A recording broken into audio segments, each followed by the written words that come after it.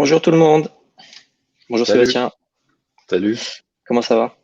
Mais ça va et toi? Moi, ça va très très bien. Bon, on va pas commencer tout de suite, tout de suite. On va attendre un petit peu que les gens se connectent au stream, parce qu'on sait qu'il y a un petit peu de monde et que commencer à l'heure, c'est pas toujours évident. Mais on va essayer de pas commencer trop en retard, je vous le promets. Bonjour, je vois que le chat est en forme en tout cas. Ouais, ça a Ça fait l'air. plaisir. Bonjour tout le monde. J'espère que vous allez bien. J'espère que vous avez eu le temps de manger pour ceux qui mangent assez tôt aussi. Moi, j'ai pas encore mangé. Pas encore mangé. Ah bah, Non. j'espère qu'on va finir à l'heure alors. Bon, c'est pas très grave. Oui, oui. S'il y en a qui ont des questions, n'hésitez pas à les poser dans le chat. Nous, on a déjà préparé quelques sujets, mais Oui.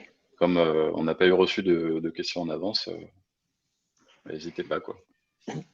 D'ailleurs, je reviendrai dessus un petit peu après, mais il y a un onglet questions qui est fait pour ça, parce que vous pouvez voter après pour certaines questions pour les mettre en avant. Donc n'hésitez pas à les poser dessus, parce que c'est vrai que sur le chat, on risque de les louper. Donc vous ne vous sentez pas vexé si on voit pas tout ce qui se passe dans le chat. Donc du coup, j'ai vu une question de David. Vous êtes basé où? Moi, je suis à Lille. Et moi, je suis dans le nord de Paris, dans le 95. Donc, Et sinon, qu'est-ce qu'on va manger? Bah, je sais pas. Moi, je pense des pâtes. ah bah moi, j'ai fait steak frites parce que j'avais pas beaucoup de temps là. C'est pas hyper glorieux, mais bon, c'était très bon. Ouais, sinon, je suis du côté de Meaux. Je sais pas si vous connaissez, c'est un peu à l'est de Paris, dans le 77. C'est très sympa. Voilà, 77. Et c'est un petit peu après Disney, donc ça c'est cool.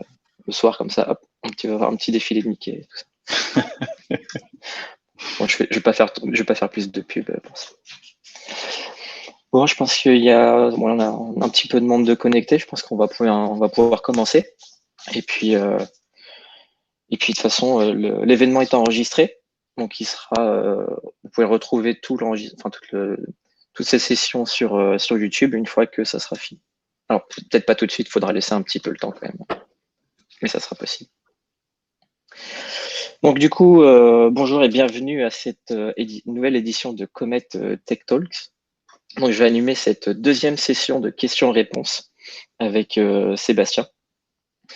Et comme vous le savez sûrement, il est expert React et freelance chez Facebook Open Source, où il dirige le développement du projet open source Docusaurus. Il est aussi rédacteur et fondateur de la newsletter React Hebdo. Donc, juste avant d'entrer dans le vif du sujet, je vais vous parler un petit peu de Comet. Du coup, moi c'est Simon, je suis développeur front-end chez Comet. Comet, c'est une plateforme qui met en relation des développeurs freelance tech et data avec des sociétés qui en cherchent. On va les accompagner sur l'ensemble des missions. On leur propose tout un tas de services avec des partenaires pour leur faciliter la vie. Et bien évidemment, n'hésitez pas à aller voir sur notre site internet pour avoir plus d'informations. Donc voilà pour la partie un petit peu qui nous sommes. Donc déjà, merci à Sébastien de nous rejoindre pour cette deuxième session de Bah, pas de problème. questions-réponses. Merci de m'avoir invité aussi, hein. Ça fait plaisir parce que on a vraiment ce côté interactif et des questions très intéressantes, toujours qui arrivent. Donc la première partie était sur React. Cette fois, on va être un petit peu plus spécifique et parler de React Native. Donc pour ceux qui souhaitent revoir, la première session, vous pouvez aller sur notre chaîne YouTube. Vous avez juste à chercher Comet Tech Talks et vous allez la trouver assez rapidement, ainsi que nos autres Tech Talks. Du coup, comme on disait tout à l'heure, si vous avez des questions, n'hésitez pas à les poser, mais dans l'onglet questions, si possible, sur votre droite à côté du chat. Ce sera plus facile du coup pour y répondre. Vous pouvez voter pour qu'une question soit répondue plus vite. N'hésitez pas. On va essayer de répondre à toutes les questions si possible. Bah, du coup, on va y aller avec une première question un peu plus générale. C'est quels sont les avantages et inconvénients d'une app native par rapport à une progressive web app? Bah ça, je pense que c'est, enfin là, je vais pas inventer la roue, hein, on va dire que globalement, il y en a plein qui ont misé sur les techno web depuis des années pour faire des apps mobiles, enfin des apps mobiles ou des PWA, que ce soit avec Cordova ou avec des PWA, avec un manifeste et tout ça. Et globalement, bah c'est pas encore, ça n'a pas encore atteint l'expérience utilisateur attendue qu'on obtient sur une app native. Et en plus, il y a pas mal d'API natifs qui sont pas encore disponibles. Alors moi, je les connais pas spécialement puisque je suis pas trop expert des PWA, mais par contre, il y a un mec, je sais plus comment il s'appelle, qui a un blog qui est spécialisé un peu là-dedans et qui arrête pas de dire à chaque fois qu'en fait Apple est à la traîne, qu'ils freinent pour implémenter des API parce qu'ils ont envie qu'on continue de passer par leur App Store pour distribuer les apps plutôt que de passer par quelque chose qui est plus neutre. Donc forcément, Apple, ils n'ont pas envie de scier la branche qui leur apporte de l'argent. Euh, et du coup, ils n'ont pas forcément intérêt à ce que les PWA se développent par rapport aux apps natives non plus, quoi. C'est vrai, c'est vrai. Pour avoir fait un petit peu de PWA, on est souvent confronté à des limitations aussi parce qu'on n'a pas accès à tout ce qu'une app native pourrait faire. Par exemple, l'API de géolocalisation est possible, mais pas forcément la plus évidente. On n'a pas accès, par exemple, à certaines fonctionnalités qui pourraient être spécifiques aux natifs. Donc, c'est vrai qu'en final, c'est plus une sorte de choix euh, à la fois business et technique qui peut nous faire choisir entre l'un ou l'autre, quoi. Ouais, et puis même en dehors des API, on sent quand même qu'on est sur un site web malgré tous les frameworks genre Ionic et tout ça qui peuvent essayer d'un peu de lisser les différences. On sent encore qu'on est Mm. quand même sur un site web, on n'est pas vraiment sur une app native, même quand il y a une coquille de type Cordova ou je sais plus comment ça s'appelle le nouveau système là. Je sais pas. Euh, Je vois, c'est je vois c'est pas. pas Cordova, mais il y a un nouveau, voilà, capaciteur, merci. Ouais, donc il y a des frameworks comme ça qui sont toujours basés sur des WebView, mais je pense pas que ce soit encore au niveau d'une app native. Alors que React Native, bah, forcément, c'est des vraies vues natives qui sont derrière, donc on a quand même quelque chose qui est un peu plus proche d'une app qui serait implémentée directement en natif, quoi. Effectivement, ouais. Donc du coup, maintenant qu'on a choisi, par exemple, on a choisi de partir sur une app native, comment choisir entre une app native et une app React Native? Bah là, je pense que le choix, c'est par rapport au fait du partage de code. Si vraiment, en fait, enfin, ça dépend des coûts qu'on est prêt à investir, quoi. Si t'es capable aujourd'hui de monter deux teams avec une équipe pour Android, une équipe pour iOS et d'investir beaucoup dans chacune des deux teams et de s'assurer que les deux sont synchronisés parce que toi, tu veux vraiment une expérience qui soit vraiment très très bien, très très poussée sur les deux plateformes, éventuellement en tirant parti du meilleur de chacune des plateformes. Potentiellement, tu as intérêt à rester sur du natif pur. Et encore, aujourd'hui, je pense que ça devient un peu moins vrai puisqu'on a des belles apps comme Coinbase et tout ça qui sont dans les App Store et qui ont des ratings vraiment au top et qui sont en React Native. Donc la React Native va permettre justement d'avoir une seule base de code pour gérer les deux apps. Et dans la pratique, même si React Native ne lise pas les différences entre les deux plateformes, par exemple, le date picker iOS et le date picker Android ne s'affichent pas de la même manière. Euh, Au final, tu vas quand même devoir connaître un peu les différences entre les plateformes pour faire une belle app si tu veux vraiment avoir une belle finition. Et par contre, tu vas quand même pouvoir partager peut-être entre 80 et 95% de ton code JavaScript en fonction des apps, et ça va te faire quand même gagner pas mal de temps. Tu vas pouvoir éventuellement implémenter ton design system une seule fois, ne manager tes design tokens qu'une seule fois, et éventuellement, tu vas avoir des petites adaptations dans les écrans pour que ça marche bien. Éventuellement, tu vas intégrer un peu des vues natives en fonction de certains cas de figure, mais globalement, la majorité du code restera partagé, quoi. Ça D'accord. n'empêche pas qu'il faut quand même connaître, enfin, que tu peux pas faire une application qui soit dans le top 10 des App Store avec React Native sans avoir des compétences natives. C'est assez utopique et d'ailleurs, les profils qui savent faire du React Native et du native sont aujourd'hui très recherchés parce qu'il y en a vraiment très peu qui savent faire tout ça, surtout qu'en plus, la plupart du code React Native côté natif, c'est de l'Objective-C qui est pas en côté iOS, c'est pas la partie la plus fun, on va dire. Moi, personnellement, je n'y suis jamais rentré et j'ai même pas envie d'apprendre parce que voilà, Effectivement. c'est plutôt sur, sur la pente descendante, on va dire. Ouais. Ok. Ok. Bah, très intéressant, oui. Merci pour la réponse. Et du coup, React Native versus Expo, comment choisir et qu'est-ce que pourrait apporter Expo? Bah, en fait, Expo, ça va apporter une surcouche, on va dire, comment dire, d'expérience utilisateur sur la base de React Native. Donc, par exemple, au début, ce qu'ils ont commencé à faire, c'est dire, voilà, on va vous fournir une app que vous pouvez installer sur votre téléphone. Elle va contenir tout un SDK natif qui est assez exhaustif, qui va vous permettre de faire plein de choses, beaucoup plus que ce qu'il y a dans React Native Core. Et ce qui va se passer, c'est que tu vas pouvoir scanner un QR code qui va télécharger du JavaScript sur Internet et récupérer ça sur ton app et pouvoir jouer avec le JavaScript sans avoir à installer Xcode, sans avoir à installer aucun outil, limite juste avoir Node et tout ça, ça suffit, quoi. Et D'accord. éventuellement, tu pourras télécharger ce JavaScript soit d'un cloud, soit de ton PC en local pour développer. Donc, tu peux développer une app iOS même sans Mac, en fait. Donc ça, c'est un gros plus. Par Oui, contre, pendant effectivement. des années, la problématique qu'ils avaient, c'est qu'en fait, comme ils fournissaient un gros SDK exhaustif avec tout, ce SDK à la base était plutôt monolithique. Donc en fait, tu tirais une Hmm. grosse dépendance native que tu étais obligé d'inclure dans toutes tes apps. Et lorsque tu l'as buildé, au final, tout souvent, tu avais plein de dépendances natives et de code natif dont tu n'avais pas besoin, qui disaient que ton app était lourde, qu'elle mettait un peu plus de temps à démarrer, qu'elle pesait plus de mégabytes sur les App Store et tout ça. Et en plus, tu pouvais pas forcément rajouter facilement ton propre code natif ou rajouter des libs natives externes qui n'étaient pas dans le SDK et qui auraient été open sourcés par quelqu'un d'autre. Donc ça, c'était un gros problème pendant pas mal d'années.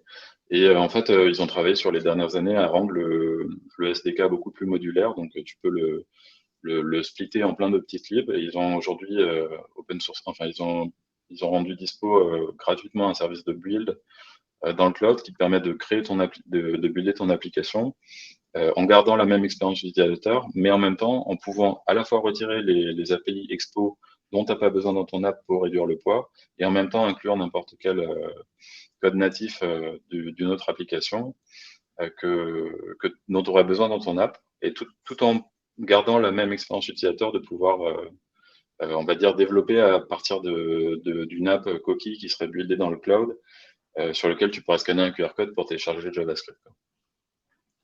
Ouais. Donc, c'est un peu l'idée, mais aujourd'hui, il y a quand même un problème qui reste dans l'écosystème Expo, c'est quand même toujours un peu compliqué de créer les plugins, puisqu'en fait, aujourd'hui, il n'y a pas trop de... Enfin, les outils, voilà, c'est souvent du Java et de l'Objective-C. Il n'y a pas forcément... Enfin, il y a de la doc officielle, mais c'est de la doc qui est un peu vieillotte et tout. Et les gens, ils n'ont pas forcément envie d'utiliser ces technos-là aujourd'hui. Donc là, ce sur quoi ils travaillent, c'est vraiment améliorer l'expérience de création de plugins et plutôt basé sur Kotlin et sur Swift avec une couche qui va vraiment simplifier la création. Je pense qu'aujourd'hui, c'est la next step pour eux, dans le sens où, en fait, ils ont déjà résolu le problème d'intégration de code natif. Et maintenant, ce qu'ils veulent faire, c'est vraiment nous pousser à écrire vraiment beaucoup plus de code natif qu'on le D'accord. faisait avant, parce qu'on va pouvoir le faire dans des langages qui sont plus agréables à utiliser que par le passé, quoi. Ok. Ok, je vois. Merci aussi pour cette réponse. Il y a Amine qui a posé une question, c'est est-ce que Expo est utilisable pour des projets en production? Ah bah oui, largement, oui. Ça, c'est sûr que, oui, oui, bien sûr. Moi, j'ai un projet en production d'Expo depuis 2017. J'ai aussi participé à des startups qui ont créé d'autres projets Expo pour leurs apps et aujourd'hui, c'est en production. Par exemple, l'app Shotgun, qui est une sorte de billetterie de électronique en ligne pour les événements techno qui est en Expo. Il y a aussi, enfin, moi, j'ai travaillé, je te dis ce sur quoi j'ai travaillé. Après, je sais pas exactement quels sont les autres. Toutes les applications Expo de France, mais en tout cas, il y en a un paquet et ça pose pas de souci.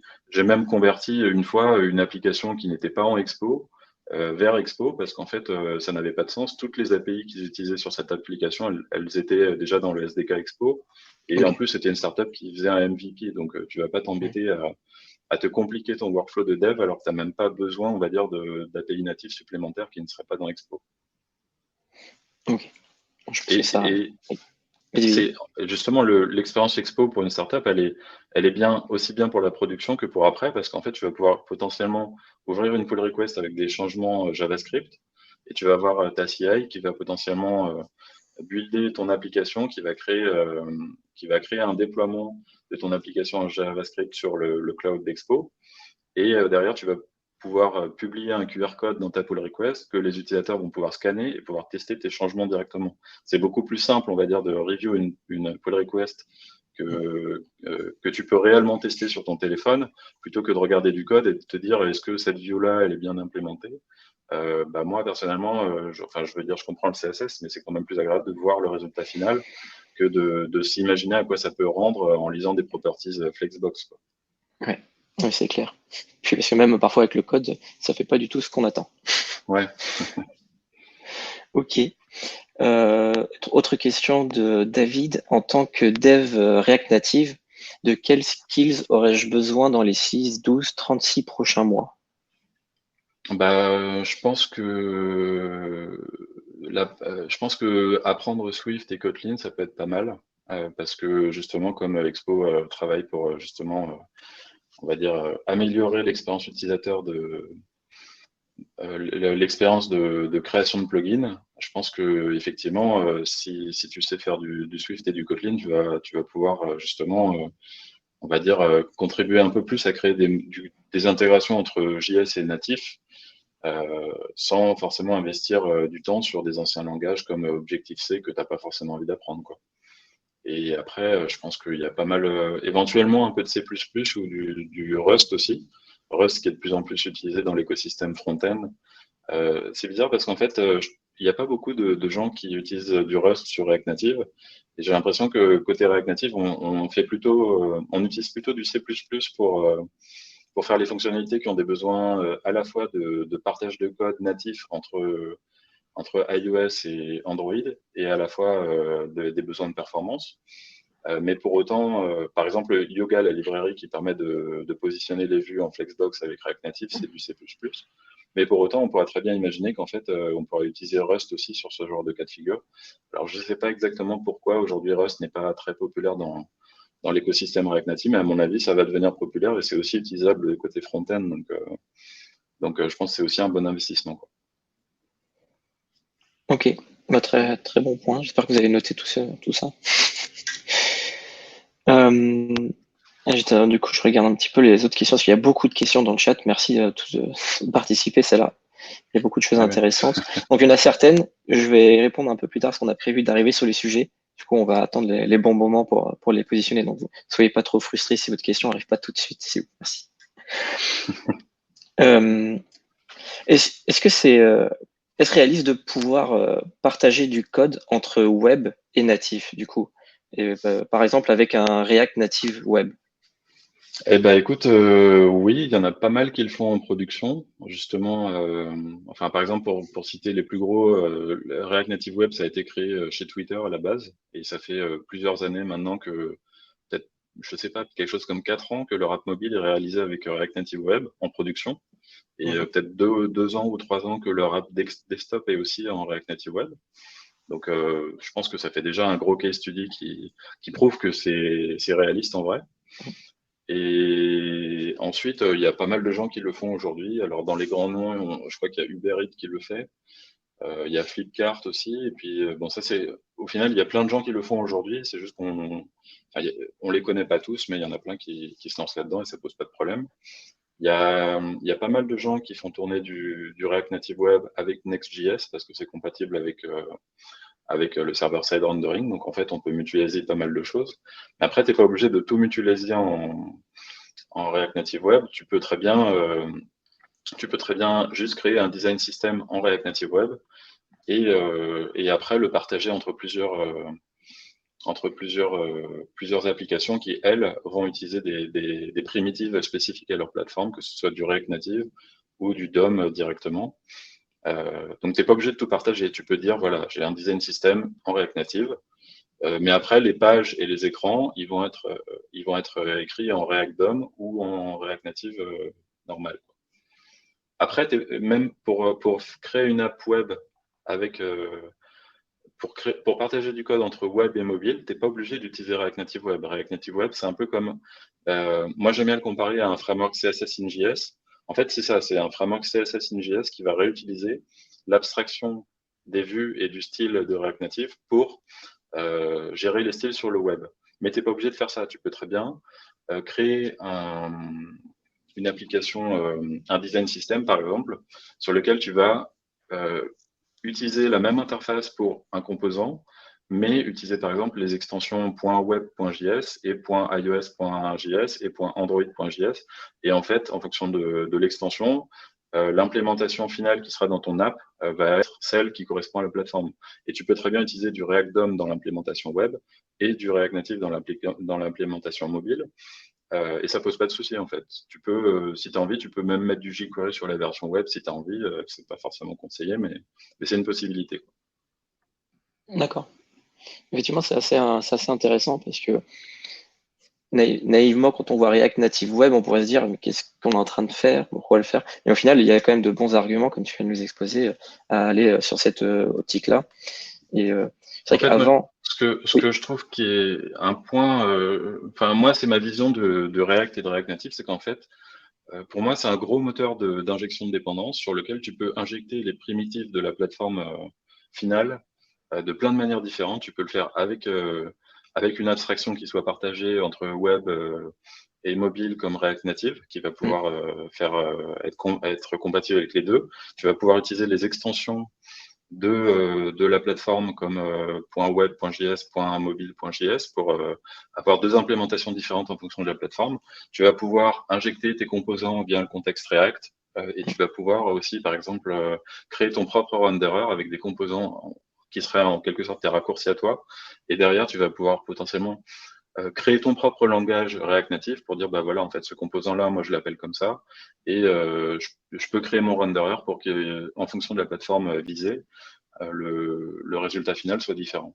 Donc, il y a plein, en fait, il y a plein de manières. React est vraiment très flexible par rapport à ça pour viser n'importe quelle plateforme. Et en fait, le framework peut être adapté à n'importe quelle plateforme. Si demain, tu as envie de créer un renderer pour Swing, si tu veux faire des interfaces old school mm, en Java, tu peux le faire. Tu peux faire un renderer pour Qt ou je sais pas, il y a des gens qui font des renderers pour créer des vidéos ou pour mm, créer de la 3D ou pour créer des applications de terminal. mm, Tu peux vraiment tout faire en fait. mm. Et ça, C'est vrai. c'est un point important justement qui le différencie avec Flutter. Flutter, Mm, son modèle, c'est je dessine sur un canvas. Maintenant, Flutter, il se retrouve sur un environnement où il n'y a pas de canvas. Bah là, la question c'est qu'est-ce qu'il fait, tu vois? Par exemple, mm, comment tu fais de la VR virtuelle? Comment tu crées un métaverse avec Flutter, tu vois? mm. Enfin, moi, j'y connais pas grand-chose là-dedans, mais tu vois, Facebook investit beaucoup sur la VR Ouais. pour créer son métaverse, et je pense ils ont avancé sur pas mal de trucs avec React Native à ce sujet-là. Et, euh, et voilà, Flutter, je vois pas trop ce qu'il peut faire là-dedans, tu vois, il est un peu coincé. Ouais. Justement, c'est une très bonne transition parce que c'était ma question d'après. C'était est-ce que Flutter reste un bon choix vis-à-vis de React Native? Et effectivement, comme tu commences à y répondre, c'est que à une époque, ça l'était peut-être, mais c'est vrai qu'ils ont fait un choix différent de React et de l'écosystème, qui est de dire que React, on a quelque chose de flexible avec des renderers. Flutter, il est un peu plus rigide, il lui faut quelque chose de précis. Du coup, en final, ça dépend un petit peu de la plateforme qu'on target avec notre application, quoi. Ouais, bah en fait, ouais, je pense que c'est les différences avec Flutter, elles sont assez intéressantes. Moi, je trouve que Flutter, c'est une bonne solution. Globalement, le modèle de programmation est assez similaire à React. En fait, React, il a popularisé le modèle de déclarative UI, c'est-à-dire que tu vois, tu as du state, tu le passes dans une fonction, ça te crée une vue plus ou moins virtuelle en fonction de la techno, et puis derrière, ça s'affiche à l'écran, quoi. Donc ça, c'est un modèle assez prédictif qu'on pouvait déjà faire avant, mais il n'y avait pas forcément de cadre qui t'imposait ce modèle-là. Et aujourd'hui, le modèle est imposé par React et c'est repris par pas mal de frameworks. Quand tu regardes SwiftUI sur iOS, c'est ça aussi. Jetpack Compose sur Android, c'est pareil.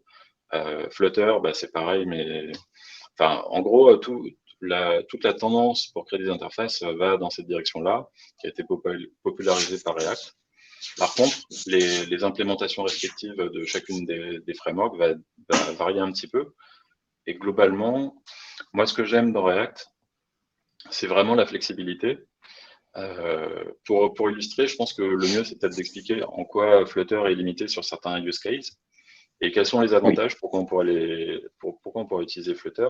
Bon, quand tu regardes React Native, comme je disais tout à l'heure, le date picker, tu vas avoir un truc différent sur iOS et sur Android. Sur iOS, tu vas avoir une modale avec une petite roue. non, c'est pas une modale, c'est une sorte de roue qui tourne avec une UX un peu Ouais. discutable. Sur Android, tu vas avoir une modale avec un truc et tu vas galérer pour changer la couleur parce qu'il faut éditer un fichier XML pour que tu puisses lui changer la couleur parce que c'est Android qui veut ça. Bref, React Native ne va pas lisser les différences entre les plateformes, il va t'exposer les composants primitifs et après c'est à toi de choisir, d'adapter ton code pour prendre en compte les deux plateformes.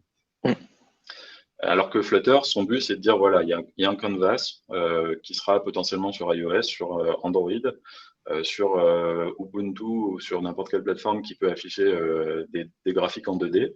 Et on va dessiner dessus. Et en fait, ce que tu codes une fois en Flutter, avec le modèle déclaratif qui est assez similaire à React, globalement, il va s'afficher partout pareil, au pixel près. React Native, c'est pas du tout le même modèle. C'est plus Flutter va lisser les différences entre les plateformes, React Native va pas le faire, mais c'est voulu. Et la différence, c'est que du coup, Flutter, il est limité par son avantage en fait. Il est limité dans le sens où en fait, tu gagnes du temps si tu veux viser que par exemple iOS et Android. Si tu veux avoir une application qui est identique sur les deux plateformes, potentiellement ce sera plus simple parce que je pense que là, enfin moi j'ai pas vraiment testé, donc je peux pas vraiment le dire avec certitude, mais je pense que globalement, tu auras une application sur laquelle il y aura peut-être moins d'adaptation entre les plateformes à faire, puisqu'en fait, en théorie, c'est censé être lissé. Par contre, si tu veux viser le web, par exemple en Flutter, aujourd'hui, tu es limité parce que quand tu fais un render sur du canvas en web, c'est pas forcément la manière la plus adaptée pour faire des sites statiques qui vont avoir une bonne indexation sur Google ou des choses comme ça. Donc aujourd'hui, si tu veux créer un blog ou un site de marketing ou un site d'un média comme Le Monde ou je sais pas quoi, aujourd'hui, tu peux le faire en React Native ou en React Web, mais tu peux pas le faire forcément en Flutter Web. Enfin, si, tu peux le faire, mais ta page va être lourde parce il faudra télécharger un runtime avec des web components, ou alors il faudra que tu dessines sur un canvas et tes pages seront mal indexées. Donc au final, tu vas créer un média, mais personne va le lire parce que c'est pas bien indexé. Et pareil, sur la réalité virtuelle, Flutter va pas pouvoir faire grand-chose là-dessus parce que justement, il n'y a pas de... Il n'y a pas de renderer Flutter qui permet de faire de la 3D, quoi, a priori. Enfin, en tout cas, pas à ma connaissance. Et puis, il y a aussi un autre gros avantage de React Native, c'est la possibilité de publier les updates over the air, c'est-à-dire que tu vas publier du JavaScript dans un cloud qui va être retéléchargé par tes applications mobiles et le code de l'application mobile va se mettre à jour. Alors, tu peux pas tout mettre à jour, tu peux pas mettre à jour la partie native de cette manière, mais c'est quand même un gros avantage par rapport au fait de devoir recompiler ton app en local pour la resoumettre aux App Store, pour attendre éventuellement 1 ou 2 jours que ton app soit validée par Apple et faire ce cycle. Il me semble qu'aujourd'hui, tu peux peut-être faire des updates over the air en Flutter, mais je suis pas sûr. Je pense j'ai lu quelque chose là-dessus il n'y a pas si longtemps. C'est vrai que pouvoir mettre à jour rapidement en cas d'un bug critique, c'est quand même pas mal de pouvoir juste mettre à jour sans passer par la validation. C'est surtout que tu as des API, tu vas créer des API qui doivent être rétrocompatibles parce qu'en fait, tu peux pas forcer les utilisateurs à updater tous en même temps. Avec React Native, tu peux plus facilement le faire. Après, c'est quand même conseillé de faire de la rétrocompatibilité parce que bon, demander à son utilisateur de faire une upgrade, ça peut retarder le démarrage de l'app, où il y a des petits problèmes du X, donc c'est pas forcément toujours le bon choix, mais au moins tu peux le faire. Si tu sais que tu as un gros breaking change sur ton API parce que tu déploies la V2 et que la V1 elle peut plus marcher comme avant, tu peux dire voilà, là, si tu veux continuer à utiliser l'app, il faut que tu upgrades, quoi. Effectivement, il y a Pierre qui nous dit dans le chat que c'est possible sur Flutter, mais c'est encore en bêta. Ouais, d'accord. Écoute, je savais pas, je connais pas ce projet Chimera, il faudra que je regarde. Donc il nous a envoyé le lien pour aller jeter un petit coup d'œil. Du coup, de manière plus globale, où est-ce qu'on en est sur le support de nouvelles plateformes comme macOS et Windows? Écoute, aux dernières nouvelles, moi j'ai testé un petit peu, mais pas plus que ça sur macOS. J'avais créé un petit POC pour voir si ça marchait, quoi. Sur Windows, j'avais pas réussi à lancer le truc à l'époque. Mais a priori, il y a quand même du progrès. Microsoft travaille sur à la fois macOS et Windows, hein. C'est un peu surprenant, mais je pense qu'ils ont un intérêt parce qu'aujourd'hui, voilà, c'est plus attractif. Tu vas te lancer dans cette technologie parce que potentiellement, tu as plein de plateformes que tu peux viser avec la même code base. Et je pense que Microsoft, sa stratégie, c'est de dire, bah voilà, si on fournit aussi l'implémentation pour macOS, bah, on aura aussi en retour plus d'applications qui vont arriver sur Windows, quoi. Donc, je pense qu'il y a un intérêt par rapport à ça pour eux. Aujourd'hui, React Native Windows, je crois qu'en termes de version, on est sur la même version que React Native Core, donc ils ont réussi à rattraper le retard en termes d'implémentation sur pas mal de choses. Par contre, sur React Native macOS, ils sont toujours sur 0.64, je crois, donc ils ont peut-être quelques mois de retard. En soi, c'est quand même un peu pénible d'avoir ce retard, mais ils ont prévu de le rattraper.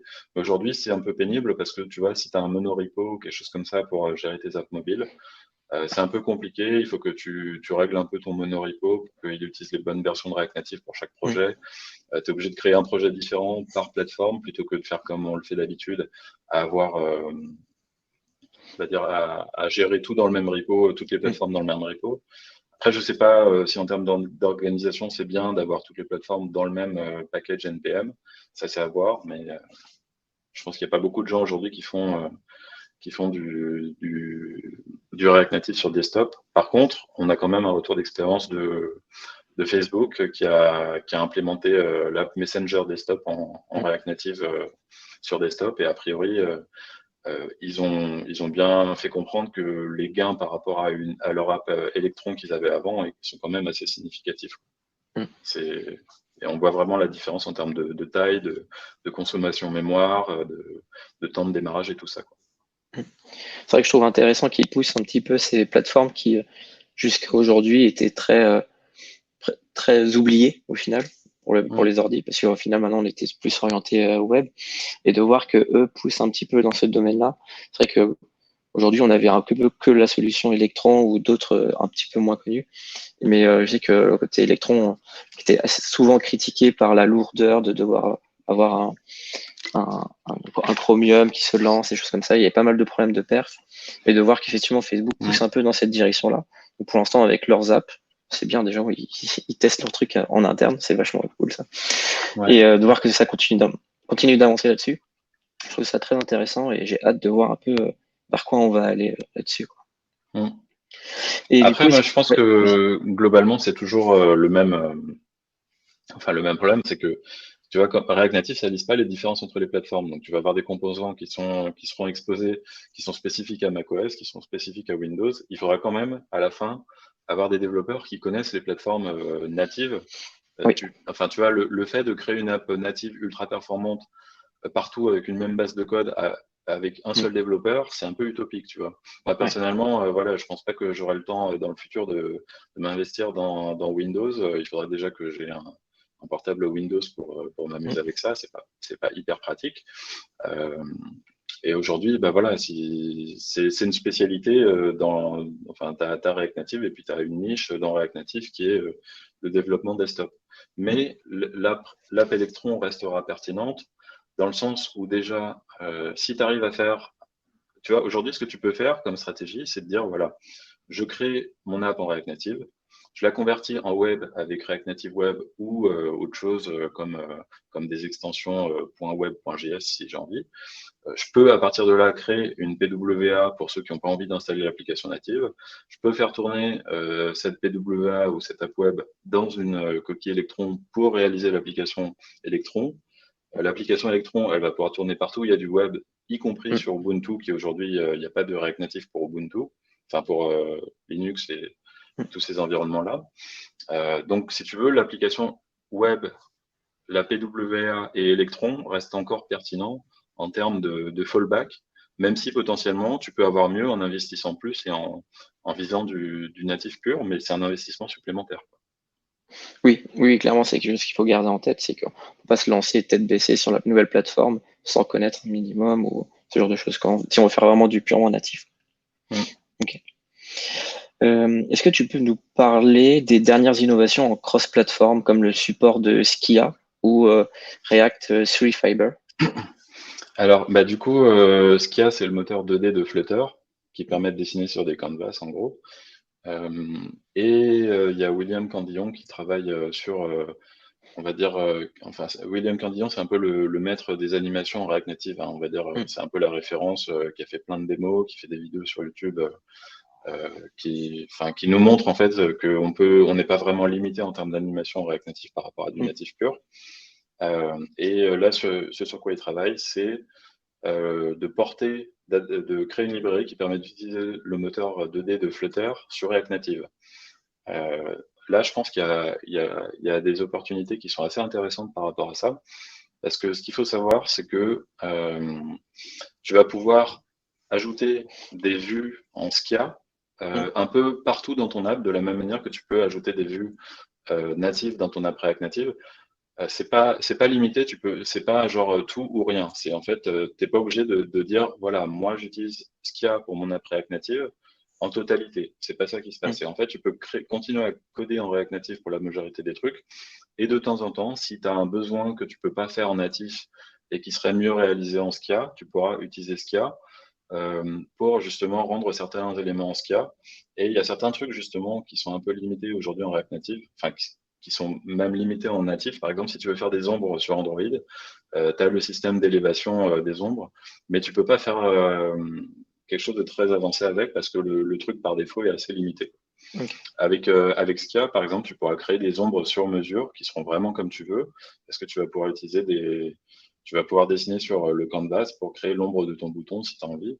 Bon, il y aura sûrement un surcoût à utiliser ce truc-là un peu partout. Je pense qu'il ne faut pas l'utiliser partout non Mm. plus, mais en tout cas, ce sera une possibilité de faire des choses qui seront un peu plus poussées en termes de rendu final que l'utilisation des composants natifs et des vues natives. D'accord. En tout cas, aujourd'hui, il y a pas mal de démos qui sont déjà assez intéressantes, qui montrent on peut à la fois faire des animations qui sont assez sympas et à la fois faire des animations, à la fois faire des effets visuels qui sont un peu, dont le rendu est assez différent. Par exemple, il y a une tendance de design glass morphisme Mm. enfin, moi, je connais pas trop cette tendance, mais en tout cas, c'est un truc où tu as l'impression d'avoir des vues qui sont un peu transparentes, où tu vois à travers, mais en même Mm. temps, enfin, c'est un style de design, quoi. C'est difficile à décrire à l'oral. Oui, c'est vrai que ça. Euh, N'hésitez pas à aller regarder les images sur Internet parce que voilà, faut le voir pour bien comprendre l'ampleur du design. exactement. Et donc, aussi pour l'implémentation de jeux, par exemple, tu pourras utiliser Mm. Skia pour React Native pour créer des jeux en 2D. Justement, moi, je mets toutes les démos dans ma newsletter. Si vous voulez les voir chaque semaine, il y en a souvent une nouvelle. Euh, Par exemple, la dernière, c'était des boîtes qui s'écroulent avec un moteur de physique en 2D qui va permettre de créer, on va dire, un truc qui ressemble à la réalité où les boîtes ont vraiment l'impression de s'écrouler comme elles s'écrouleraient Mm. dans la vie de tous les jours, quoi. Donc ça, Oui. ce genre de choses permettrait éventuellement de créer des jeux qui seraient un peu plus performants que de créer des divs qu'on animerait avec Mm. les primitifs de React Native, quoi. Oui, effectivement, ça peut. N'hésitez pas à aller voir sur sa newsletter justement toutes ces infos-là. Du coup, il y a un Merci. peu plus, pas de souci, un peu plus tôt, tu l'as évoqué et je voulais revenir un peu dessus. C'est qu'il paraît maintenant qu'on peut créer des vidéos en React. Est-ce que tu peux nous en dire un peu plus? Oui, il y a une techno qui s'appelle Remotion qui permet de créer des vidéos à partir d'une code React. Comment ça fonctionne en fait? Tu vas utiliser le web, tu vas utiliser les techno web pour afficher quelque chose dans une vue web. Bon, je sais pas, je crois que c'est Puppeteer ou quelque chose comme ça qui est derrière. Et l'idée, en fait, c'est que tu vas utiliser ton rendu React pour créer la vue web. Ensuite, tu vas prendre un screenshot de cette vue web que tu viens de générer et tu vas faire ça pour plein de frames, toutes les frames de ta vidéo, la frame 1, la frame numéro 1, la frame numéro 2 et ainsi de suite. Et à la fin, tu vas assembler tout ça avec un outil vidéo FFmpeg qui va te permettre de créer ta vidéo en fonction de toutes les frames que tu viens de créer. Et le fait de faire ça, ça te permet de créer au final une vidéo finale avec React et tu vas gérer en fait les animations et les éléments qui rentrent et qui sortent de ta vidéo de la même manière que tu vas le faire avec React Native, c'est-à-dire qu'en fait tu vas recevoir la frame actuelle de ta vidéo en props et Mm. tu vas devoir faire des interpolations pour dire, bah voilà, quand on est à la frame 1, je vais faire un translate de 10 pixels vers la droite. Quand c'est la 2, je vais faire un translate de 11 pixels. Quand c'est la 3, je vais faire un translate de 12 pixels. Et tu as des outils qui vont permettre de créer des effets ressorts, des choses comme ça qui vont te permettre de faire des vidéos assez avancées. Moi, ça m'intéresse beaucoup parce que ça offre la possibilité de créer des vidéos automatisées. Par exemple, tu vas avoir des props en entrée ou imaginons tu as une API qui reçoit un payload en JSON. Mm. En sortie, il va pouvoir te retourner l'URL d'une vidéo que tu auras uploadée sur S3 parce que rien qu'avec ton JSON, il sera capable de générer une vidéo dont le rendu sera paramétrisé en fonction du JSON, de la même manière que en fait, tu affiches une vue server-side en React en fait. Mm. Et moi personnellement, je vois beaucoup d'applications dans le marketing. Enfin, je m'intéresse beaucoup au domaine du marketing. Enfin, en fait, j'en ai ressenti le besoin moi-même pour éventuellement distribuer du contenu un peu sur toutes les plateformes qui seraient dans ma newsletter. Et justement, j'ai un side project qui est l'idée, c'est de convertir les threads sur Twitter en vidéo pour pouvoir les distribuer facilement sur LinkedIn ou sur Facebook ou Instagram Mm. et toutes ces plateformes qui supportent la vidéo. Donc voilà, c'est vraiment un truc qui m'intéresse beaucoup. Mm. Et tu vas pouvoir utiliser toutes les technos web les plus innovantes dans ton projet, y compris potentiellement d'utiliser le Skia si tu as envie d'utiliser Skia pour faire de la 2D. Tu vas pouvoir utiliser Free.js si tu as envie pour faire de la 3D et du WebGL. Donc ça permet de faire des trucs vraiment très sympas en termes de rendu final. Je pense qu'aujourd'hui, on en est vraiment au tout début. Et tu vas pouvoir aussi utiliser les nouveautés de CSS comme CSS Houdini ou des choses comme ça qui sont en train d'arriver dans les navigateurs. Parce que là, comme tu es sur un moteur JS, tu es sur un moteur, t'as pas besoin de supporter Safari et Internet Explorer 11. Tu vois, il Ouais. suffit que ce soit dans la dernière version de Chrome, limite la version Canary, et tu devrais pouvoir l'utiliser dans Remotion. En fait. Donc, tu Mm. as vraiment beaucoup de possibilités en termes d'API aujourd'hui que tu peux utiliser avec. Mm. C'est vrai que ça a l'air assez prometteur et comme tu disais, plus pour la partie marketing ou d'autres, hein, bon, enfin, les gens trouveront forcément des applications, mais c'est vrai a priori, on pourrait se dire que bah, c'est pas forcément deux univers qui vont ensemble. Et pourtant, comme tu disais, avoir un JSON en entrée et une vidéo en sortie, il peut y avoir énormément d'applications différentes et je pense que ça peut ouvrir pas mal de portes un peu Mm. sur de l'automatisation de création de vidéos, c'est comme ça. Ouais, bah, ça commence à venir, hein. Je pense qu'il y a de plus en plus de gens. Je sais il y a déjà des projets aujourd'hui qui permettent, on va dire, et c'est un peu, il y a des outils marketing comme Canvas qui permettent de créer, non, Canva, je crois, qui permettent de créer des petites photos que tu peux distribuer sur les réseaux sociaux en deux, trois clics. Mm. Bah, aujourd'hui, il y a des outils aussi qui permettent de créer des vidéos que tu peux distribuer facilement, mais elles sont pas très abouties, tu vois. C'est genre, tu as un template qui est déjà prédéfini. Mm. Si toi, t'es pas d'accord avec le template ou que tu as envie qu'il s'anime un peu différemment ou qu'il soit plus attractif avec de la 3D et, Mm. je sais pas, des comètes et des vaisseaux spatiaux qui arrivent un peu comme dans Star Wars, bah, aujourd'hui, tu peux pas, tu vois. Ouais. T'es un peu limité par rapport à ce que la plateforme a déjà préconçu pour toi. Et demain, je pense qu'en fait, tu pourras justement coder beaucoup plus le rendu final, ajouter ton propre branding pour bien comprendre enfin, en gros, je pense qu'il y a un intérêt en termes de branding pour les marques de faire ça. Et la vidéo, c'est aussi un format qui est très portable et qui est très attractif enfin, qui capture un peu l'attention, quoi, par rapport à un mur de texte ou une image. On est Mm. tout de suite plus attiré par une vidéo, quoi. Oui, c'est clair. D'accord, bah, super, super intéressant pour cette partie-là encore. Merci Sébastien.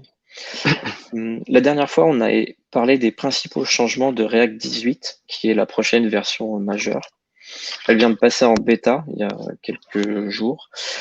Quel impact ça va avoir pour React Native? Bah, React 18, en fait, il va y avoir plusieurs choses qui sont assez intéressantes. Euh, il y a toute la partie, l'architecture qui fait que, alors je sais plus comment ils l'appellent, si c'est concurrent mode ou s'ils ont, je crois que ils ont appelé ça autrement maintenant, je me souviens plus. Oui, Mais ils ont en gros, changé. Je sais plus non, ça va me revenir. Ouais, ça change un peu régulièrement. Mais bon, en gros, l'idée, c'est que en fait, le,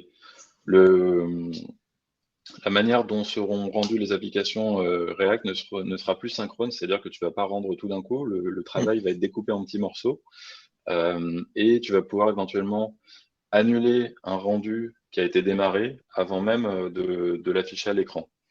Aujourd'hui, c'est un peu synchrone, c'est-à-dire que tu cliques sur un bouton, React va calculer les updates et ensuite il va les appliquer à l'écran. Demain, ce sera différent. Tu vas cliquer sur un bouton et React va commencer à calculer les updates. Mais si tu fais une interaction entre-temps, React ne va pas te bloquer. Tu vas pouvoir avoir le feedback de ton interaction la plus récente qui va potentiellement s'afficher plus rapidement. Et s'il y avait un travail qui avait été démarré sur la précédente interaction, ce travail va pouvoir être annulé et ignoré en fait pour se concentrer sur l'événement le plus récent, quoi. Donc, tu vas avoir tout un système de scheduling qui va permettre de rendre les applications plus réactives. Tu vas aussi avoir un système de transition qui va permettre de euh, potentiellement précalculer le rendu de l'écran et fetcher aussi les données de l'écran avant de l'afficher. Aujourd'hui, ce qui se passe, c'est que tu vas cliquer sur un bouton, ça va faire la transition du nouvel écran et tu vas avoir potentiellement un spinner dans cet écran parce qu'en fait, les données sont pas prêtes. Mm. Demain, ce qui va se passer, c'est que tu vas peut-être pouvoir, on va dire que tu vas pouvoir préfetcher potentiellement des données qui seraient sur l'écran précédent ou des choses comme ça qui vont permettre de fluidifier un peu l'expérience utilisateur. C'est pas forcément aussi vrai dans le monde React Native parce qu'en fait, tu n'as pas le concept de survol de la souris. Tu vois, sur le web, ce que tu peux faire, c'est qu'en fait, quand il y a un bouton qui te conduit à notre page, ce que tu peux faire, c'est que quand la souris survole ce bouton, tu vas pouvoir préfetcher les données et le bundle de la page suivante, en partant du principe qu'il y a beaucoup de chances que l'utilisateur clique sur le bouton puisqu'il le survole déjà. Et du coup, quand il va cliquer, les données et le JS de la page suivante, qui sera potentiellement code splitté, va pouvoir être déjà disponible dans un cache que tu auras dans ton navigateur. Et du coup, la transition sera limite instantanée et tu n'auras pas forcément besoin de spinner parce qu'en fait, les données seront déjà là. Mm. Donc, il y a des choses comme ça qui vont arriver, qui devraient permettre d'améliorer l'expérience de navigation en React Native. Alors, je t'avoue que je ne sais pas trop comment ça va être intégré encore. Je pense que React Navigation va sûrement proposer quelque chose dans le futur, du genre la possibilité d'assigner les données fetchées à une route. Comme ça, potentiellement, tu pourras faire comme on le fait comme on va pouvoir le faire sur le web prochainement, pouvoir Mm. préfetcher les données avant de naviguer. Maintenant, savoir quel est l'événement qui va déclencher ce préfetching sur React Native, je ne sais pas trop encore. Ça pourrait te dire, voilà, si l'écran arrive, enfin, si le bouton arrive dans l'écran après un scroll, potentiellement, tu peux dire, bah voilà, en fait, je vais préfetcher les données de l'écran euh, sur lequel l'utilisateur risque de cliquer parce qu'en fait, le bouton est dans la vue.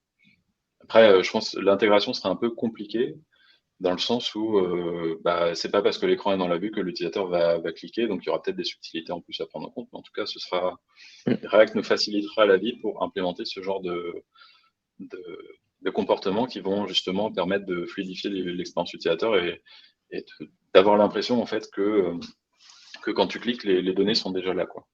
Ouais. Oui, effectivement, c'est le genre de petites optimisations sympas qui peuvent arriver. Je sais que Next essaie de le faire déjà avec du pré-loading pour certaines routes. C'est Ça, vrai que, c'est déjà intégré dans tous les frameworks en fait. voilà, c'est Tu ça. as Next.js qui le fait, tu as Gatsby qui le fait. Je pense que Mm. Gatsby, c'était le premier. En fait, tous les Ouais. frameworks, ils ont un composant link, c'est pour Mm. faire ça. Même Exactement. sur Docusaurus, aujourd'hui, moi Mm. aussi, on a le même système en place. Quand tu survoles un lien, en fait, tu vas Mm. fetcher les données de la page de la page suivante. Mais enfin, tu vas fetcher le bundle de la page suivante. Ouais, c'est ça. Avec React 18, ce qui va se passer, c'est que tu vas fetcher à la fois le bundle de la page suivante, mais aussi les données. Ouais. Donc, pour que tu puisses fetcher les données, il faut que en fait, le framework que tu utilises puisse créer en quelque sorte un mapping qui dit, Mm. bah voilà, quand je survole telle URL, il faut qu'il sache quelles données il faut fetcher en face. Donc, il faut que tu puisses assigner en fait le besoin en data à ta route, comme ça, le framework est capable de faire le fetching en avance.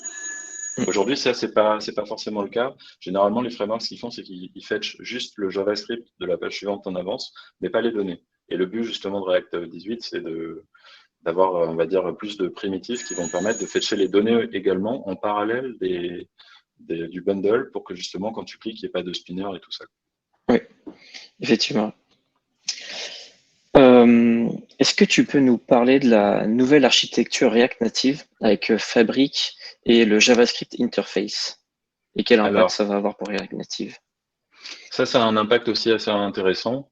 Déjà, en gros, l'idée de la nouvelle architecture React native, c'est de dire qu'en fait, le renderer, il est synchrone. Ça, c'est le projet Fabric. Et tu vas pouvoir interagir avec le natif via une nouvelle interface qui s'appelle JSI. Et tu vas pas avoir besoin de sérialiser en fait les données entre natif et React Native parce que les données seront partagées dans une adresse mémoire, quelque chose qui est accessible des deux côtés. Donc en fait, si tu veux aujourd'hui, React Native, il est assez limité en termes de performance à cause de son bridge. C'est-à-dire que si tu veux faire transiter trop de données d'un côté à l'autre du React Native vers le natif, déjà le bridge est asynchrone, donc tu dois faire transiter les données via une queue qui peut être un peu saturée. Ça pose des problèmes, par exemple, si tu es sur une scroll view et que tu fais défiler les choses, non, une vue, une flat list, par exemple, sur lequel tu vas faire défiler les choses, potentiellement les éléments natifs, enfin la virtualisation va pas très bien marcher parce qu'en fait, tu scrolles potentiellement très vite et qu'il y a beaucoup de travail qui doit être fait via le bridge pour que ça puisse se faire. Donc, la nouvelle architecture va régler ce genre de problème de performance et il n'y aura plus de bridge et la communication se fera synchrone. Ça, c'est important parce qu'en fait, aujourd'hui, si tu veux créer une app en React Native de type brownfield, c'est-à-dire qu'en fait, tu vas à la fois faire du natif et du React Native. Typiquement, le cas de Airbnb, tu vois, où ils ont abandonné React Native, c'est compliqué parce qu'en fait, tu as un bridge qui est asynchrone. C'est un peu comme si, en fait, ton application mobile devenait un système distribué. Ouais. C'est un système distribué. Donc, si tu as des données qui sont d'un côté, elles sont pas de l'autre en même temps, et c'est compliqué d'avoir une synchronisation parfaite entre les deux à un instant T, parce qu'en fait, c'est asynchrone. Et en plus, c'est coûteux. Donc, le fait d'avoir JSI va réduire, on va dire, va simplifier les apps de ce type-là, qui vont devoir mélanger du natif et du React Native, par exemple ceux qui veulent intégrer du React Native dans une app existante. Ça va être plus monolithique dans le sens où le natif et le React Native vont pouvoir communiquer de manière synchrone et de manière performante puisqu'il n'y aura pas besoin de sérialiser. Aujourd'hui, on a des retours d'expérience de gens qui commencent à utiliser JSI où en fait ils ont implémenté juste une ou deux fonctions en C++ et parce que c'était une fonction qui était assez coûteuse à exécuter en JavaScript. Et au final, ils ont obtenu des gains de performance assez significatifs parce que justement, la communication était beaucoup plus fluide. Et on a aussi des innovations qui sont assez intéressantes, comme il y a une librairie qui s'appelle React Native Vidéo, je ne sais plus quoi, qui en gros permet, on va dire, en quelque sorte, de faire du traitement vidéo en temps réel à partir de JavaScript, parce qu'en fait, tu vas pouvoir recevoir les frames qui sont côté natif de ta vidéo dans la partie JavaScript et faire tourner des traitements JS dessus de manière performante. Et du coup, ça permet d'implémenter des choses assez avancées comme de l'intelligence artificielle, de la reconnaissance faciale, du frame processing, c'est-à-dire tu vois, par exemple, les filtres Instagram ou les choses comme ça que tu dois faire en temps réel. Aujourd'hui, c'est un peu compliqué de le faire en React Native, mais demain, ce sera possible. Enfin, c'est déjà possible aujourd'hui, c'est un peu nouveau, mais ce sera possible à terme de le faire de manière performante en React Native, sans avoir besoin de trop de compétences natives. D'accord. C'est super intéressant. On voit pas mal de nouvelles choses qui arrivent et qui poussent un peu dans ce domaine-là. Je vais prendre quelques questions dans le chat parce que là, on commence à approcher un peu de la fin. Donc, il y a David qui demande, il y a Kent C. Dodds qui raconte que React sera la dernière librairie du genre. Penses-tu que c'est une légende urbaine ou que React sera la base pour d'autres projets, Next.js, Remix, Gatsby, Blitz.js? Je t'avoue que je sais pas trop ce qu'il veut dire par là, Kenzie Dodds. Hmm. Je pense que euh, Kenzie Dodds, il fait du bon contenu, mais il connaît pas React Native, quoi. Je pense qu'il voit pas les avantages de React par rapport au fait de supporter plein de plateformes. Il voit les avantages de React par rapport à supporter juste le web. Et ça, c'est quelque chose qui est important. Parce que, en fait, moi, personnellement, je pense pas que React JS soit nécessairement la meilleure librairie actuelle pour faire du web. Je pense qu'en fait, React, vraiment, tout l'intérêt, c'est quand tu veux viser plusieurs plateformes. Aujourd'hui, si tu veux créer un site de médias, peut-être que Svelte, c'est mieux. Je sais pas, en vrai, je pourrais pas le dire avec certitude. Peut-être qu'il y en a certains qui arrivent à réaliser des apps en vue et qui sont contents. C'est tout à fait possible. Il y a peut-être aussi des nouveaux frameworks comme Solid et tout ça qui commencent à faire parler d'eux en termes de perf. Il y en a qui remettent en question le virtual DOM de React ou des choses comme ça. Je pense que effectivement, il y a des frameworks web, il y a pas mal d'innovations dans les frameworks web aujourd'hui qui sont intéressantes. Je pense que le modèle déclaratif qui a été engendré par React, il va rester, parce que même les innovations sont quand même un peu dans cette tendance. Par contre, est-ce que React Web sera toujours la solution ultime pour le web dans 5 ans? Moi, je pense qu'il y aura quelqu'un qui va venir avec quelque chose de mieux. Je ne peux pas dire quoi exactement. Je pense qu'il y aura quand même un intérêt pour React pour certaines applications parce qu'il y a le concurrent mode et tout ça qui sont quand même assez innovants par rapport à d'autres frameworks. Mais il y a aussi d'autres frameworks qui ont des innovations intéressantes sur le web. Donc c'est difficile de prédire l'avenir. Mais en tout cas, je pense que React a encore de beaux jours devant lui sur la partie cross-platform. Oui, très bien répondu. Euh, il y a Pierre qui demande quelles sont les meilleures librairies de composants pour React Native. J'utilise Native Base. Si vous en avez d'autres, je suis preneur. Alors, moi, j'aime pas trop les librairies de composants. Parce qu'en fait, généralement, ce qui se passe, c'est qu'en fait, tu importes la librairie dans tout ton code et à la fin, tu as la librairie qui est partout. Et en fait, tu as adopté la librairie l'année dernière en version 3 et aujourd'hui, ils sont à la version 5 et tu veux faire un upgrade. Et en fait, il y a plein de breaking change et c'est compliqué d'upgrader. Personnellement, moi, ce que je fais, c'est qu'en fait, quand j'utilise une librairie de ce genre, c'est toujours derrière une abstraction que j'ai créée avec éventuellement, enfin, si c'est justifié, tu crées le design system de ta boîte. Tu crées un design system et potentiellement, tu peux utiliser la librairie de composants en tant que détail d'implémentation de ton propre design system. Si ça te fait gagner du temps, parce que des fois, il y a des composants qui sont un peu compliqués à implémenter soi-même, comme, je sais pas, les drop-down, ou enfin, il y a des composants select, des date pickers ou des trucs comme ça que tu peux faire en React Native qui sont un peu, enfin voilà, si tu réimplémentes ça toi-même, tu vas passer du temps, quoi. Mais par contre, moi, je suis complètement contre de importer Native Base ou React Elements ou n'importe quoi de ce genre partout dans tes écrans. Pour moi, c'est en fait, tu dois importer tes composants à toi et tes composants, éventuellement, ils importent cette librairie. Et si tu veux un jour implémenter ton composant sans cette librairie, tu pourras le faire facilement. Mais en fait, il ne faut pas se laisser imposer l'interface de sa librairie. C'est à toi de créer l'interface idéale qui a du sens pour ton application et éventuellement limiter ou retravailler l'interface que tu as de ta librairie de composants par rapport à ton propre besoin plutôt que d'utiliser une abstraction que toi, tu n'as pas créée sur mesure par rapport à ton besoin, quoi. Après, c'est valable aussi pour le web. Hein. C'est pareil, il y a plein de gens qui vont utiliser plein de librairies dans tous les sens. Je pense que c'est pas aussi une très bonne pratique et il y a de plus en plus de gens qui se rendent compte que justement le fait de créer ta propre surcouche, il y a un vrai intérêt. Je pense que assez régulièrement, on voit un blog post sur le sujet de quelqu'un qui a une nouvelle régulation. Enfin, c'est quelque chose qui est assez connu quand même en vrai. Dans tous les écosystèmes et dans tous les langages, c'est mieux de créer sa propre abstraction sur celle Ouais, des libs qu'on utilise, quoi. effectivement. On va arriver à la fin de cette session. Juste avant de prendre une dernière question, avant de se quitter, on va créer un petit sondage pour avoir votre feedback sur la session. N'hésitez pas à y répondre pour nous dire si ça vous a plu ou non, hein, d'ailleurs. Ou est-ce qu'on pourrait essayer de faire mieux, ce genre de choses. On va prendre une dernière question.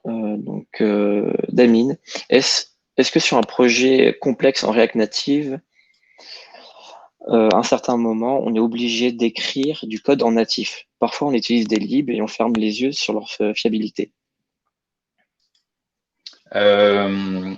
Déjà, il y a plusieurs choses à voir. C'est que moi, je pense, enfin, après, je pense que ça dépend vraiment des gens, mais moi, personnellement, j'installe jamais une librairie sur mon projet sans regarder le code de la librairie. Ça, Mm. non seulement c'est important pour apprendre, pour comprendre comment la librairie fonctionne, mais en plus, tu peux tout de suite voir si le truc est bien implémenté ou pas, quoi. Il y a plein de librairies aujourd'hui qui ont peut-être plusieurs années, qui sont pas très bien maintenues, éventuellement qui sont pas compatibles avec la dernière version de React. Et le seul moyen vraiment d'en être sûr, c'est soit de regarder les issues, soit de regarder le code et de te dire ah oui, là, je sais que ça va émettre un warning, que ce truc-là, dans la prochaine upgrade de React 18, ça va plus marcher et qu'en plus, le mec, il la maintient plus.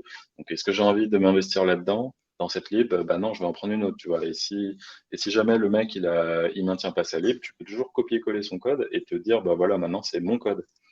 En fait, pour moi, à partir du moment où tu installes une lib tierce, c'est ton code. C'est pas le code d'un autre, hein. Si jamais ça merde, c'est toi qui es responsable. Après, si tu as fait le mauvais choix, tu devras changer totalement de lib. Si la librairie n'est pas maintenue, ce sera toi qui devras la patcher localement ou en faisant un fork ou n'importe quoi. Donc, il faut que tu comprennes le code un peu de la lib. Alors, effectivement, sur la partie native, on n'a pas forcément les compétences pour faire du natif parce que bon, voilà, on n'a pas le temps de monter en compétence à la fois sur React Native, sur Objective-C et tout ça. Mais bon, globalement, tu peux essayer déjà de regarder s'il n'y a pas des librairies qui sont en JS qui font déjà les choses correctement. Et généralement, les librairies natives, il y a quand même un peu plus de maintenance. Il y a des gens qui ont déjà fait la partie native. C'est pas forcément ça la partie qui pose problème. C'est pas toujours la partie native, quoi. Après, effectivement, oui, s'il y a un bug dans la partie native, c'est pas toujours simple. Ok, super.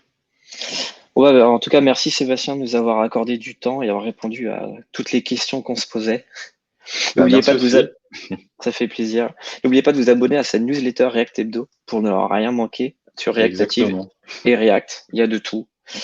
Euh, Si vous avez loupé des questions pendant la session, ne vous inquiétez pas. On va la republier sur notre chaîne YouTube dans quelques jours. Laissez-nous juste le temps de faire l'upload. Et bah, merci à tous d'avoir assisté à cette session. J'espère que ça vous a plu. Et puis, bah, à la prochaine fois. Merci à tous. Bonne journée. Bah, merci, bonne journée, salut. Salut.